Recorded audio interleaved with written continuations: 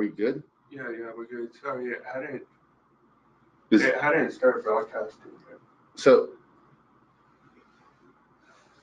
are we just starting now? Yeah. Okay, sorry about that. We didn't have the broadcast on audio. But anyway, I'm your presenter, Thad Wittenberg. Welcome to the Customer Service Revolution today. We've got a lot of good things to talk about. This is one of my most favorite subject matters because it has such a huge impact on your business. So I did want to mention we have a sponsor today, which is Serenade Cabinetry. They're out of Mount Jackson, Pennsylvania. I'm sorry, Mount Union, Pennsylvania. They're a frameless line from ACPI. They have a 3-week lead time. They just came out about I guess in January, and have some incredible colors. And if you're interested, as far as a dealer, we'll have a survey at the very end. But it's an amazing product. I've seen it. I've seen the plant. And I think a lot of dealers would be very happy with the product. It's also extremely environmentally friendly. They don't have any off gases in the factory, and I think that's important. So let's go into just the overview of what we're going to be covering. Obviously, the biggest assets that you have are your people and your customers. We're going to be talking about your strongest competitive advantage, and then also how to build a winning culture, because all of these are connected with each other. I always go over this slide, the definition of insanity. And it used to be that it was doing the same thing over and over again and expecting different results. And now we've kind of changed that thinking to doing the same thing over and over again and expecting the same results, because the way the world works today, that just doesn't apply, because there's so many things that are changing on the technology front, customer service front, the way people interact, social media. So really, I'm so encouraged that we've had almost 200 people sign up for our webinar today. I think everybody needs to be a student as we move forward and understanding how to adapt to the different market conditions that are out there. Everything starts with leadership. And one thing I did want to mention, which I find interesting, I read an article about the top CEOs in the country, and how they're always trying to better themselves. They read an average of 40 to 50 books a year. And, I'm not suggesting that that's how many we can read, but it's all about continuing to learn and challenge ourselves to get better. Because the way the hierarchy is set up in your business is that first you have your leadership, and they're at a certain level. So let's say we have a leader who has a little bit of learning to do, and they're at a 7, let's say on a 1 to 10 scale. Well, typically the people that work for that leader are not going to be their 8, 9s, and 10s. Every once in a while, they may go a little bit higher than the leader, but most of the time they're either equal with that leader or a little bit lower than that leader. So let's say that they are at 7 and 6. Okay, so the next tier down is the customers. And the customers are never going to be happier than the employees. So if the employees are at a 5, 6, 7 range, your customers are at the very top going to be at a 7, but more likely they're going to fall in that 6 range or 5 range down there. So that goes to show how important it is, as far as leaders in your business, to continue to strive to get better at what you do, because basically you pull up the whole system.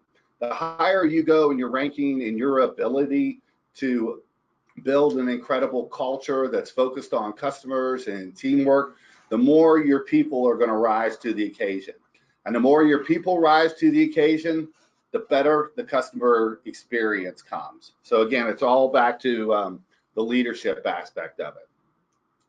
Businesses, again, are built on employee and customer loyalty. I wish I could say that it's the products or your showroom And I'm not saying that these don't have an impact on your brand, but your employees and customers have a much bigger impact. And they have three ways to impact your brand. One of them is in a positive way, where they're lifting your brand up. You know, it's making it better. It's a visible thing that people can understand and say, wow, that's a powerful brand. It's very positive. It's something that I want to be part of.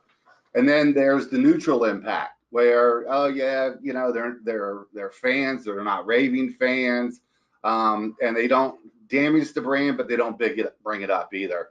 And then the last segment is obviously the negative impact on the brand, and that can be obviously caused by your team, and then also by customers. So you need to understand that those two components need to be one of the main focuses of your business, because of the high level of influence they are going to have on how your brand is viewed by the outside world. Everybody, again, from customers, suppliers, all the way down the line. I wanted to bring a couple examples up of some amazing companies that have become disruptors in the industry. And again, it's not all about product. I have to tell you a quick story about my first experience with Chick-fil-A. I was on the way back from the beach, and you could tell the car was packed up. And so we order our stuff and we pull up to pay for it. And there was a kid there, he probably 17, 18 years old. And he had this big smile on his face. He's like, hey, how are you doing today? I was like, yeah, I'm doing great. Are you coming on vacation or going on vacation, coming back? And I was like, oh, we just finished vacation. And he was like, oh, did you have a good time? Was it a nice vacation? I was like, yeah, it was really good. And about this time, I'm thinking there has to be some cameras on me from somewhere, because I've never had an interaction with somebody at the window at a fast food place that was actually engaging and nice and very friendly. And then at the end of it, he was like, hey, it's been my pleasure to serve you. Is there anything else I can get you? Do you want any other sauces? And I was like, no, we're good. He goes, hey, I want you to have a safe trip and a good ride home, and have a great day. And I'll be honest with you, I was blown away by the service and the training that they do with the people there at Chick-fil-A and the culture. And just to show you what kind of impact that has on the success of that business, when you compare it with like a KFC, the average Chick-fil-A does $4.4 million in sales a year, compared to KFC that does 1.1. So they do 4 times as much. And not on top of that, they're only open 6 days a week. One of the busiest days of the week, Sunday, Chick-fil-A is closed. So their food is great. I don't want to take anything away from that. But again, a lot of their success has been driven by the culture. I think Zappos is another great experience of a company taking customer service to a new level. I know we used to call Zappos a lot and test their customer service. We'd call and say, hey, I'm going to San Francisco. Can you tell me what the weather's going to be like?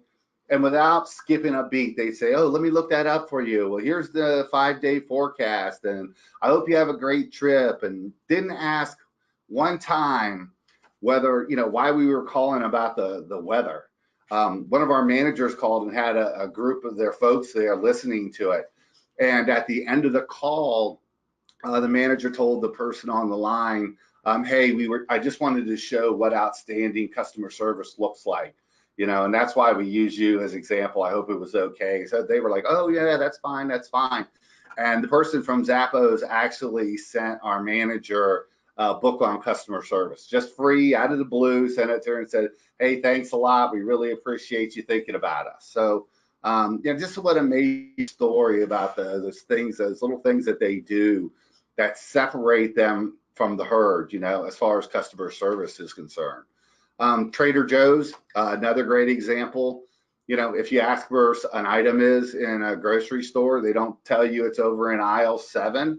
They will walk you over there and show you exactly where that item is. The people at the checkout register are extremely friendly and pleasant. And I can tell you, compared to the Safeway that I sometimes forced to shop at because it's convenient to where I live, when you, first of all, you wait in a long line to get checked out. And then secondly, I think everybody at the register is having their worst day ever in their life.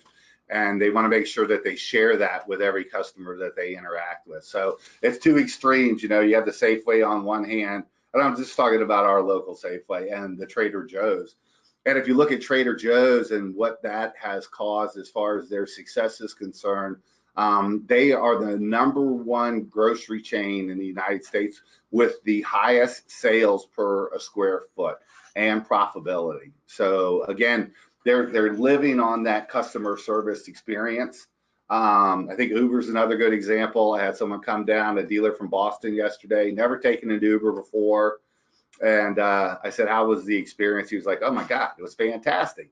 You know, in 5 minutes, you know, after I got off the plane, I ordered the car, it was there. They told me what it looked like. I got in there, they were extremely pleasant. And I asked him, I said, what do you think about taxi service in the future? He goes, no, I'm sold. I've only done Uber once, but I think I'm going to use it moving forward here. So again, another industry disruptor. The last one I'm going to get into is Southwest Airlines. It is actually the only airline since 1990, major airline, that has not declared bankruptcy. That by itself, I think, speaks volumes. They'll let you change flights without, you know, charging you extra. If anybody's ever been on a Southwest flight, the attendants there are extremely friendly. It's just not a very rigid type of environment.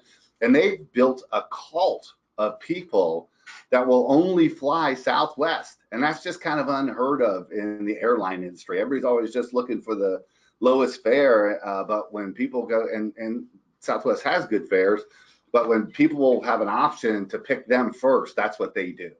So again, I just really wanted to, you know, touch on the fact of how these industry disruptors weren't driven by a new product that was out there. It was driven by the service and the customer experience that they were creating. 85% of consumers say that they will pay 5 to 25% more to ensure a great experience. And I will give you a quick example. And a lot of times when I hear dealers talk about, you know, hey, it's all about prices these days. That's all customers care about. I really get a little concerned because I'm like, the only thing that drives people towards price is the lack of understanding of value. You know, if they aren't having a great experience, it does go down to price. But if they're having an outstanding experience and they see great value, then they are going to be willing to pay a little bit more. We had 2 designers working out of a store. This is a few years back. One of the designers was doing really well, and the other designer not so well. So I actually brought her in, and I was talking to her and kind of asking, what do you think the reason why? And she told me that the other designer, the customers that they had didn't seem to be price conscious, that you know, they were willing to spend more, but the ones that she got always seemed to be the price sensitive ones, always the ones that were always looking for the lower price. And I was like, but I mean, you guys alternate days. So are you saying Tuesday and Thursday are like bargain day or something? That's the only time those people come into the showroom? And I think we all know what the answer was, that she wasn't connecting with these customers, and she wasn't showing value. And so, yeah, they were going to go out and look. And, you know, if they didn't see that value, it was going to come down to a designer that just did a fantastic job building that relationship with that customer. So you know, you see a lot of salespeople, you know, it's like, oh God, we got to have a lower price. We got to have a lower price. It's like, no, what can we do to make that customer's experience better? What can we do to add value? We can't just always go directly to the lowest price, because first of all, that's not good. It doesn't make good business sense. It's not healthy for your organization. And secondly, it's an easy route. And third, you know, you have opportunity to grow your business. And I've shared those examples out there because of creating a better customer experience. They did a survey with the top 500 Fortune 500 companies in the United States. And if you look at the survey and talk about what their competitive advantage, 39% of them said that it was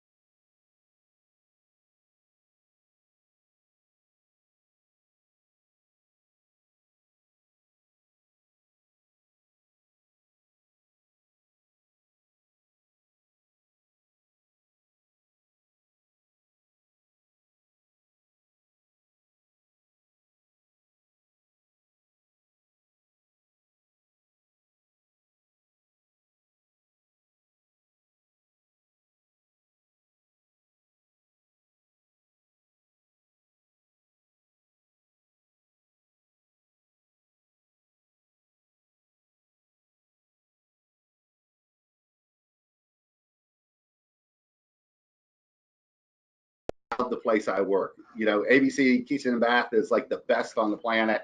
I love the people there. I love our culture there. You know, so that's the opposite side. And what kind of performance do you think that those people bring to the game when they come in every day? And that, as leaders, is something that we have to continue to strive to create. You know, I won't go through the whole list, but you know, one of the big things is feeling appreciated. And, you know, I think sometimes leaders, managers may take the approach of, well, they're just doing their job. You know, what do I have to go say thank you all the time for? And I think what you want to make sure that you do is say thank you as much as you possibly can, how much you appreciate the things that they're doing on a day-to-day basis, even if it's small things. I think it's extremely meaningful to them. So, and you can see the rest of the list, the fairness, the sense of accomplishment, that their work is meaningful, obviously that they have a positive workplace. I know we're getting a lot of questions that are being written in during the presentation. If it's okay, we're going to wait to the end. Please keep sending them through. But we want to kind of get through this, and then I'll answer any of the questions that you have out there. One of the things I wanted to talk a little bit about is aptitude and attitude of the people that you have. I remember a story when we just hired somebody, and she got a call from a customer, and the customer said, hey, I've been waiting for a quote from this branch for like a week and a half, and I still haven't heard anything. This call came into our corporate headquarters. And she said, well, you know, what I would recommend is to call the branch again and see where the quote is. So obviously that's not the right answer. You know, you want to tell the customer, hey, let me get your name and phone number. Let me look into it. I apologize about it. We'll give you a call right back. And you could look at the employee and say, oh my gosh, you know, why would they say something like that? But I really took it as that was on us. You know, we haven't done the training. There's a difference. This person had a good attitude, but the aptitude is different. Aptitude is where you train people and how to be able to service the customers that are out there. I just put a small example out here of the never and the always. I talked about Trader Joe's. Someone asked, hey, where's this display, or where's the restroom? Oh, go down that hall, go to the left, go to the right. No, you walk the customer there. You show them where it is. I mean, it takes a little bit more time, but it's very meaningful to the customer. You don't want to just say no to customers. You need to say, let me see what we can do for you. So it's just not shutting them down. One of my favorites is no problem. And I remember saying this to somebody, and I think a lot of us say it, and we don't even think twice about it. Someone says, oh, hey, thanks for helping me. And we're like, no problem. But really, in reality, it's no and problem. It's two negative words that you're saying to somebody. And a lot of that comes down to perception. And so when I did say it to somebody, goes, I didn't think it was a problem. And I was like, okay, yeah, no, it's not. So we always want to say, hey, look, absolutely, it's my pleasure. Anything I can do to help you, and how we're responding to people. All this comes back to training, like a cold transfer compared to a warm transfer on a call. Someone calls in and they said, hey, I'd like to speak with Jack. And you're like, okay, hold on 1 second, and they transfer it over to Jack and they don't even say anything. Compared to, yeah, sure, can I ask, who's speaking, and I'll get you right over there. It's like, oh yeah, this is Paul. Say, okay, if you could hold on 1 second, Paul, I'll get you over to Jack. Let me see if he's available. You call over to Jack and say, hey, Jack, you've got a call from Paul coming through. And then Jack picks up the phone. It's like, hey, Paul, how can I help you? I mean, what a difference compared to the cold transfer that most companies will do. They don't ask, they just send it through. Hey, get it off my phone. I've done my job. I've passed the call over. But it's such a different experience for the customer. And then the last one, I said, this is just kind of a shorter list. There's a longer list of the never and the always, is oversharing. You get some salespeople or your customer service people, and let's say there's an issue with a cabinet, and they start going into this long story like, well, the pine trees down in West Virginia, they haven't been harvested on time because there were rain delays out there, and then that caused product not getting to the plant in time, and thus the cabinet, oh my God, customers don't care about that. They really don't. All they want to know is that, hey, you know what? I'm on it and I'm going to take care of it. So these, again, little tidbits of things that you can share with your people when they're dealing with customers, so that the experience is a lot more positive. Comfort versus courage. So we talked a little bit about the CEOs continuing to challenge themselves to get better. And this is kind of a sad statistic in the United States. On the graph here, I have 30%, but I've heard it's as low as 20 to 25% of employees are actually truly engaged in their business. And by that, I mean that they really feel a part of it and a strong bond to it. And they're there to help create a great culture and a tremendous experience for the customers that are out there. And you don't see that much. It's not that prevalent out there, obviously. And what a loss of potential when you don't have this huge, amount of your people that are out there, a large percentage of them that aren't at a high level of engagement in the business. And some of the main reasons, well, number one reason is leadership. Again, they follow suit to where the leaders are. And as leaders, we need to continue to push ourselves out of our comfort zone and how we can get better. We can't continue to say, I'm going to do it the way I used to do it, or, hey, I'm having a bad day, stay away from me. I mean, that is so old school. I mean, you need to be not only the cheerleader, but the one that's out there sharing the vision, but setting the example every day about what you do. It's all about building that winning culture. And what that does as a leader is that it starts to create demand.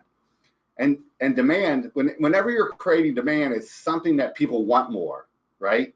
And so when you're creating demand with your culture, you have your people that work there and they're like, I want more of it. I want more of it. This is great stuff. It makes me feel good. I'm part of something. I understand the vision. I understand what we're doing.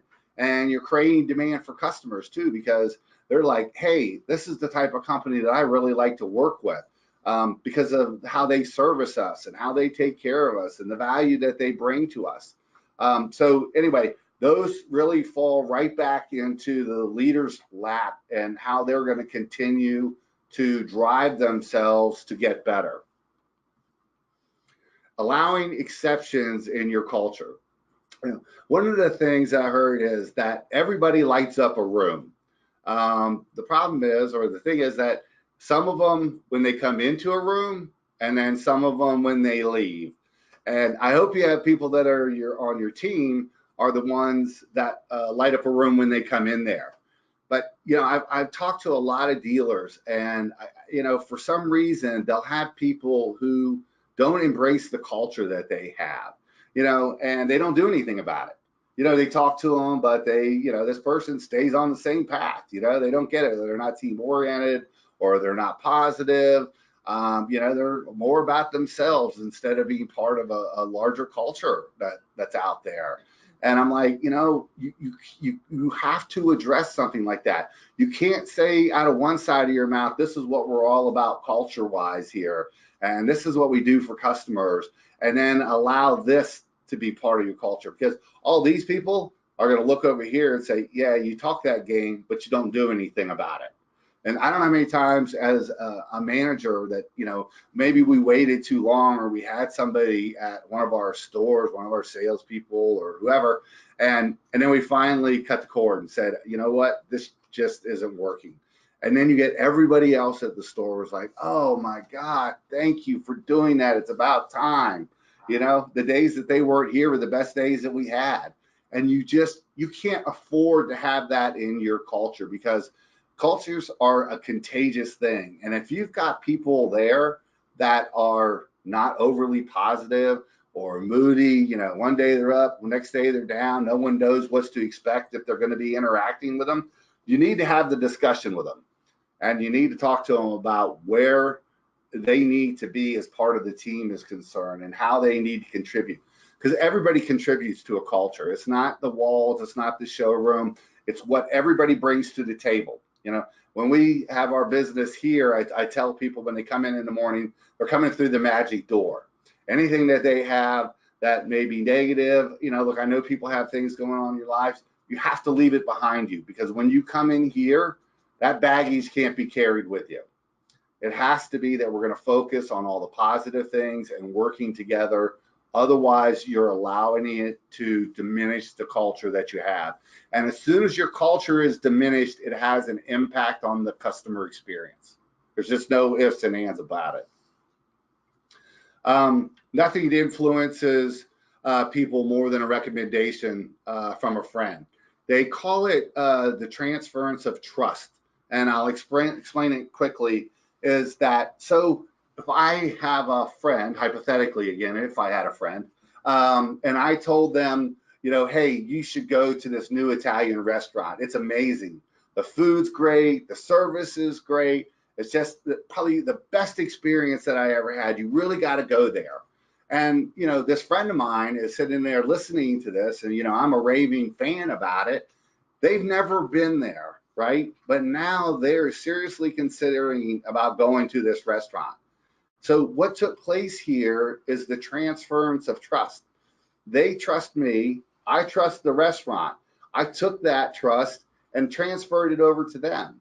And that's how referrals work, through that transference of trust that's out there. It's one of the most powerful things that helps your business grow. It's that pipeline of future business. I'll just give you another quick example. So, when you do a remodeling job for a customer, typically over, let's say it's a kitchen remodel, right? Over the next 2 years, they will have 100+ people through that home. And I guarantee you, anybody that comes to visit, whether it's friends, neighbors, coworkers, they are going to be dragged into that kitchen to show off that new project that they had. And they'll be like, wow, this is amazing. And you know what the absolute next question is going to be? Who did it? Who did it? And then the story starts. That person's like, oh, it was ABC Kitchen and Bath, and yeah, they did a good job. It took a lot longer than I thought. And, some of the things weren't handled the way I hoped. And, that's not creating a raving fan. That's not even hardly a fan that's out there. So that transference of trust has just been cut. That person isn't going to be going to ABC Kitchen and Bath. And then on the other hand, let's say they had an amazing experience. They're like, oh my God, they were the best people out there, to work with. It was fantastic. There were a couple bumps, but they took care of it. They were on it. Just an incredible amount. These people were just great to work with. So, that again, the power of that transference of trust is what drives your referral business. And we have to figure out, how do we create the right story through touch points and memory points with the customers to be able to do that and influence that story that's being told. One of the things I always encourage people to do is to change their voicemail every day. And I change mine every day. Everybody in this office changes every day. You can call it. You'll hear a happy message. You don't just say, oh, today is July 19th. I'm not in the office today. Please leave a message. I mean, you may well not leave a message or leave an electronic message. You want to leave something that's positive on there. And I can't tell you how many times you hear people say, that's really cool that you change your message every day, because you're letting me know you're in the office or you're on the road, but you'll be checking messages, or you're off for the day, so I shouldn't expect to hear from you next day. And then I always hear like, oh, it's so, so hard to remember to change your message every day. It's like, okay, well, look, if you don't want to take your business to the next level, don't. But it only takes 1 minute. Don't use it as an excuse that you can't do it, because it does have an impact. Just think about it this way. If you get 3 messages a day on average on your voicemail, that's 750 times a year people are going to hear your voicemail. That's 750 touch points. If it's 4 times a year, it's over 1,000 times people are going to hear your voicemail. And if you're changing it and it's a fun voicemail every day, that is building your brand out there. Pre-appointment packages. Pre-appointment packages are something that you send to customers before they come into your showroom. We used to take just a general outline of, the process of business. It was just kind of an informal, nice thing. Maybe put a brochure or 2 in there. We would do a MapQuest from the customer's location to our house before the appointment, and then we would FedEx it to them. And it only costs like $9. We do a 2-day, but those people would open up that FedEx package and they would see the MapQuest in there and the literature and the short little letter about looking forward to meeting with you and working with you in the future. And you know what? That's part of that story that you're creating. Every one of these things, whether you're going on vacation or at a restaurant or whatever, the people, the staff that you're working with there are creating your memories. So when someone asks you about it, we go back in our mind and say, wow, did I have really a lot of positive memories from that? And if the answer is no, we're not doing our job, because that's going to be the separator from us as far as other businesses. I also encourage put name on the sign. You can do electronic name, you can do a manual name on the sign. When customers come in who have an appointment and they see their name on the sign, I can't tell you how many of them took pictures of it. It's just like they walk in and they see Cheryl Johnson and they're like, wow, someone took the time to do that. This is a pretty cool company. And you're continuing to build on that relationship that you have. Virtual reality presentations. I know a lot of people aren't doing them right now. And I think, that's going to change. There's only like 2 to 3% that are using it on the 2020 side. And that's going to become more commonplace. I know a lot of the bigger players, IKEA and Lowe's, and all those people are working towards making sure that they can do a virtual reality presentation. And I think the rest of us need to make that part of the customer experience too. Follow-up cards. We all have thank you cards on our desk here, so that if we went to go visit or we had a meeting with somebody, we send them a card afterwards. One thing I also always like to bring up is the sending cards to customers where you don't get the project, where, okay, well, I've spent like 8 hours meeting with these customers, designing something, pricing, and then they decide to go somewhere else and you're like, okay, I'm moving on. I'm like, wow, you've invested so much time to build that relationship. Why don't you just take a minute to send them a thank you card and say, hey, I really appreciate the opportunity. The best of luck with your project. Because you never know what's going to happen. They may have picked somebody else because they were a lower price, and the project blows up.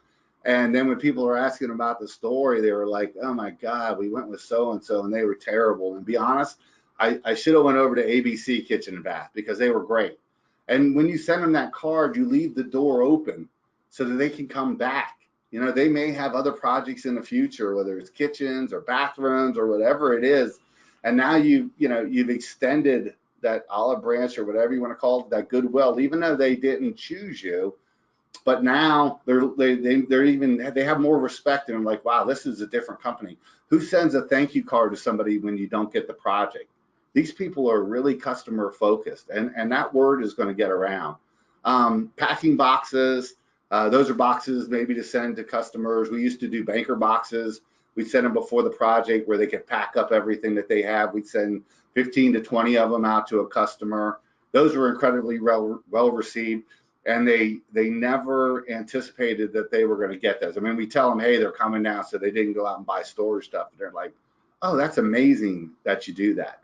The last one I want to mention is the 90 and 1 year calls. And when we first implemented this, a lot of our designers were hesitant because they thought, oh my God, I'm going to go out and I'm going to have to fix a door, or I'm going to have to adjust a glide or something, because that's what the customer had, these issues. But 95% of the time, we didn't have to go out and do anything. I've had probably at least 10 big projects done at my house. And I can tell you all the people, whether it was flooring, roofing, painting, fences, patios. I mean, these are big budget items that I had done at my house. And again, it was very consistent in hearing back from those companies after the project was done. And that answer is zero. Not one of those companies ever reached out to me again to follow up. And I'm not saying that I wouldn't recommend them, but I can tell you when you go to recommend somebody, you're taking a risk because whoever you're recommending them to is holding you kind of accountable. If it goes south and they're like, I can't believe you told me to use Atlas Roofing, they're terrible. So we're not going to just jump out there and do it unless we have a really high level of confidence that who we're recommending is going to do a great job for the next person. Just like with the Italian restaurant, I felt so strongly about it. I definitely wanted to tell all my friends and family and coworkers about it. And that's what we've got to try to create. And so when you're calling customers after 90 days and 1 year, and I always tell them in the beginning of the process when they're going through the quotes that you're going to do that you're going to follow up. Because one of the biggest fears is, you finish a project and then you never hear from them again, just like all the projects that I have. But now you're saying, hey, look, we're still going to be here for you. And when you make that call, your designers or your salespeople make that call to follow up with them, it can't be on the terms of that you're trying to sell them something. Hey, I just wanted to make sure that everything's okay with that kitchen. Hey, how about we do your bathroom? Because then you've lost all goodwill of the call. All you have to do is just say, hey, I just want to make sure everything's okay. You're still happy with the project. If there's anything else I could do, you'd please let me know. And what happened is that they're like, oh my God, I'm so glad you called. My neighbor was over here the other day and they are thinking about doing their kitchen. I need to make sure I put you two in touch. Or, oh, you know what? I'm glad you called because we're thinking about doing our bathrooms. So anyway, I think it's a great way to stay connected to the customers out there. So how do you get your teammates engaged in moving forward on this customer experience front? One of the things I recommend, and a lot of this is based on this book, it's called The Customer Service Revolution by John DeJulius. And, we bought a copy for all of our folks. And, we went through it. We had them all read it, and then we assigned chapters of what they read in, during that part, and what they found was, kind of stuck out to them and why they liked it so much. And then more importantly, how did it apply to our business? So, I'm always, you need to, Your culture is a living, breathing thing. You need to be attentive to it all the time and be feeding it the right stuff, whether it's this book or whether it's articles that you have out there, or even experiences. You should be asking your team, hey, who wowed a customer this month? Tell me something you did for a customer that really made them happy. If you hear dead silence, it might be something that you need to work on a little bit. Or even ask about experiences that they had outside of your company. Like, oh, hey, I stayed at this hotel, in Richmond last week, and oh, what amazing service. They were so attentive to me, and they did this and they did that. The more and more you talk about great customer service with your people, the more heightened awareness they're going to have about it. The more that they're going to continue to really want to connect with it and make sure that they're participating in providing that incredible, amazing experience for the customers. Vision statements. I don't know how many of you guys have vision statements. I was actually visiting a dealer last week. They had 7 managers in there. And I said, your vision statement is something that you need to share on a regular basis. It really says what you're trying to do as a company, what you're all about. And I was like, do you guys have a vision statement? And they were like, yeah. And I said, okay, what is it? Dead silence. Not one of the 7 managers or the owner knew what the vision statement was. And I was like, what's the purpose of having a vision statement if you, the leadership group, doesn't know what it is? And if you don't know what it is, your people don't know what it is. And I was like, is it a long one? They're like, yeah, it's kind of long. It's like, that doesn't make any sense. You want it to be short, simple, easy to understand, something that everybody that can remember. And it should be something on their signature line, on their email, everything that they went out. Our vision statement was, our goal is to have every customer recommend us. I've seen other ones that, we want to create an amazing experience for our people and for our customers. That's what it needs to be, something that just stands out there, and anybody who reads it gets a complete understanding of it. And a culture is a 24/7 thing, particularly if you're in a leadership position. It's not a part-time thing. You have to constantly be setting the example for the rest of the group, driving that culture and helping people understand what the vision is and how you're going to continue to challenge yourself to get better in what you do for customers out there. That's going to be the huge separator for your company in the future. Your customer's experience is consistent, and I'll be wrapping this up here in a second. There's 3 components that go to that. One of them is, you have to have processes in place, and you have to have processes that everybody uses. You need to have systems, using technology. This is a plug for our software CAD, well, maybe a little one, but whatever you use, you need to have systems in place to make people more efficient and make sure that they're using that system on a consistent basis. And the culture is the third part of it, so that your customer is having a consistent experience. If you don't have these things implemented in the infrastructure for them, every customer is going to have a different experience, and you kind of start losing control of it.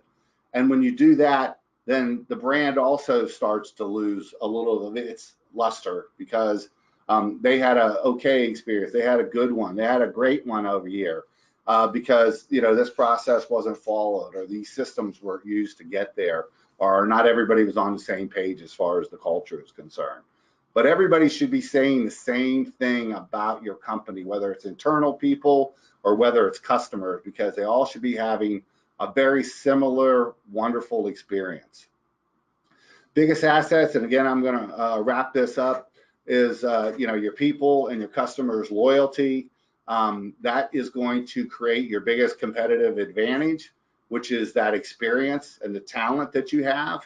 The last part is building that winning culture. There's a great book by John Maxwell. It's called 360 Leadership, and it just talks about not only creating the culture internally, but in every different direction outside your company, whether it's installers or whether it's vendors or whoever you have any interaction with, they all should have the same perception of your company and what that brand stands for. So here's the book again. John Maxwell, 360 Leadership, one of my favorite books. It's a fast read. It's got a lot of good quotes in there. I learned a lot when I was going through it. So this is the big thing. You need to own, as a team, own the customer experience. Everybody has to embrace it and do everything they possibly can to take it to another level. But you saw the examples of what that creates as far as success for a business. But it's something that you have to be passionate and energized about. It doesn't just happen from a speech that you give and then everybody's living the dream. It doesn't work that way. It's something, again, that is a living, breathing organism. Your culture is, and you got to make sure that you're working with it all the time to make it better and better.